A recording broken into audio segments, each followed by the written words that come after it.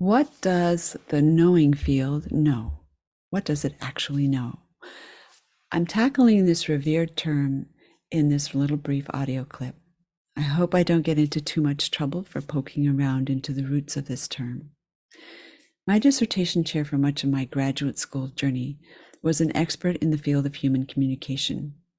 He taught me to be mindful of the consequences of our ways of speaking. So I'm going to take on, this is the second in my short series of audios and videos. I'm going to take on a kind of maybe provocative view of the knowing field. The knowing field is actually an insider's term. It's something, it's a bit of jargon that we created to explain our experiences, the kinds of things that seem hard to explain to the Western mind, like how a representative can know things about a client system. To understand this whole process of the term knowing field, we have to start with understanding some things about language. So the knowing field isn't a thing in the world like a mountain or a tree. It's a term that was created to explain our experience, to explain a phenomena. How do representatives know things about a client system that they have no obvious way to know? I think it was Albrecht Marr that came up with this term in a workshop. He just made it up to explain things. So we do this all the time. We basically make up a name for our experience, and we've done this since we could talk. So we often name things to control them, to define them, to shape our perception or other people's perception, and to shape our relationship with the things that we've made. I like to say language is the original magic. It's the way that we recreate this complex world in our own human image. It allows us to cut the unfolding, ever-changing fabric of life into human-sized pieces that are useful to us. As an example, let's take a tree. When I say tree, most people automatically envision a trunk, branches, leaves, maybe some fruit, the parts of a tree that are useful to humans. But as forest researcher Suzanne Simard has demonstrated, a tree is actually a whole living community of organisms, from soil bacteria and mycelia to animals and pollinators and other trees. Even the local climate is part of that tree. So our view of tree, and this word that we made to describe that view, is based on what's useful to us as human beings. It isn't a reflection of the world as it is. Language is kind of like a transformer. It takes this complex gestalt of life and transforms it into useful pieces for human beings. In English in particular, we can turn processes, these complex living processes, into nouns, into static things. Let's take the word thief, for instance. If somebody is stealing a loaf of bread from a vendor, even if there are hungry people at home, if they're stealing that loaf of bread, we call them a thief. When that person gets home with that loaf of bread for those hungry people, though, that person might be called a hero. These words we create are not neutral. They carry judgment and they carry meaning.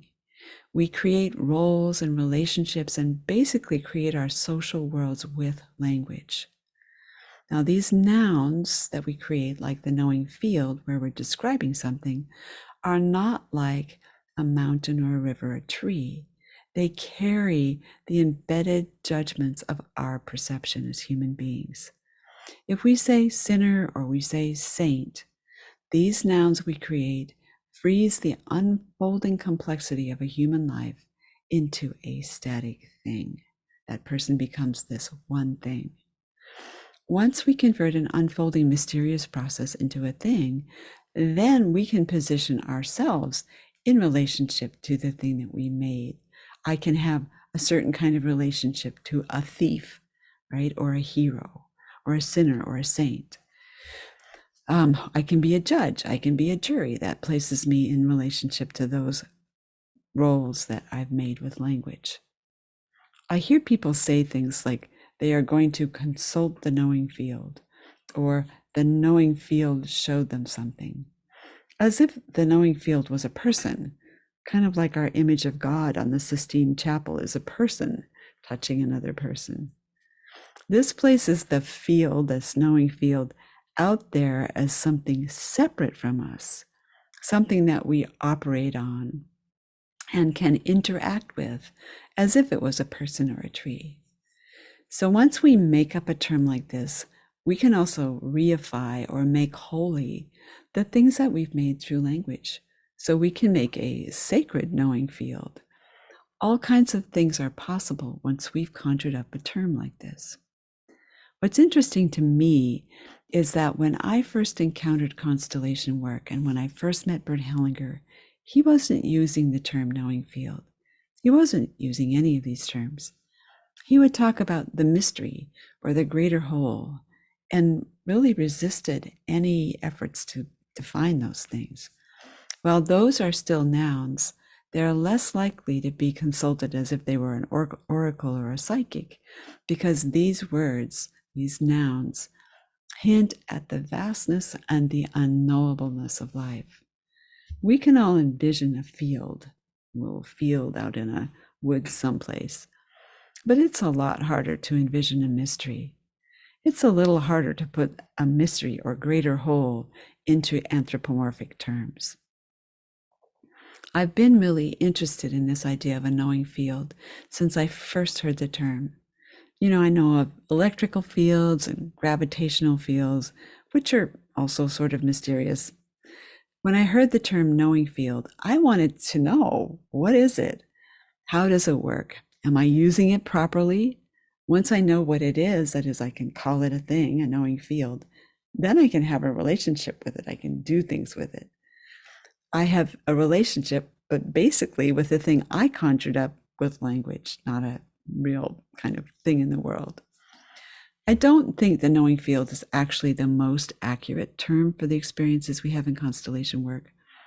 In deeply searching this word and trying to understand it, I kept coming back to this understanding that life is a unity. Like, we're not separate from the knowing field. You are the knowing field. So is everything and everyone else. Life is this unfolding, interconnected, ever-changing process that's always in flux. And I think this is a little unsettling to us mortal humans. It's a little overwhelming. When we do create a term like the knowing field, though, we actually separate ourselves for it, just like we have humans and nature. And we can talk about humans as if they were separate from nature. But we're not separate from the unfolding web of life. The deeper we look, the more we see everything is interconnected. For example, climate change, as we're finding, we are discovering how interconnected all these systems are. I think other peoples have known this, other peoples in time, but it has been lost to our sort of objectivist, scientific Western mind. And I think this is in part due to our language. English, as I mentioned in particular, is relentlessly noun-based and therefore fixes judgments in the words that we use. It separates and freezes a lot of unfolding processes into fixed forms that we can then talk about as if we could manipulate them. So I can talk about freeing my parakeet from a cage, but when I see my parakeet has freedom, then this experience of freeing has become an object, like an ownable thing, and it's not an unfolding experience anymore. There are indigenous languages, First Nations languages, like Mi'kmaq, where you can go all day without using a noun. You can speak of life in verbs, in this unfolding and process-oriented experience. So we're not separate. The knowing field isn't separate from us. When we reify it and make it kind of a thing, we act that way. We act as if we're separate from it. But I think we do that at our peril because we are life. And to be honest, I think we made up the term the knowing field to deal with not knowing, to deal with the discomfort of not knowing.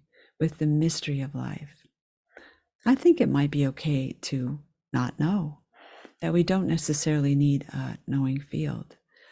In my experience, I've never needed a knowing field or energy to explain constellation work sufficiently to get people to participate.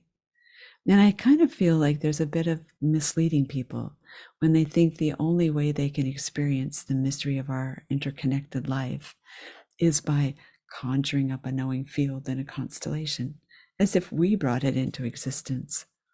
But it's actually already here. There is only life. So I invite us to be thoughtful and careful about what we create with our language, and then how we stand in relationship to our creations. The vast interconnectedness of all life seems to be a mystery only to the Western mind. So what if we just allowed that mystery to be there? We resisted the urge to create false certainty by making a name for experience. And what if we were just comfortable with not knowing?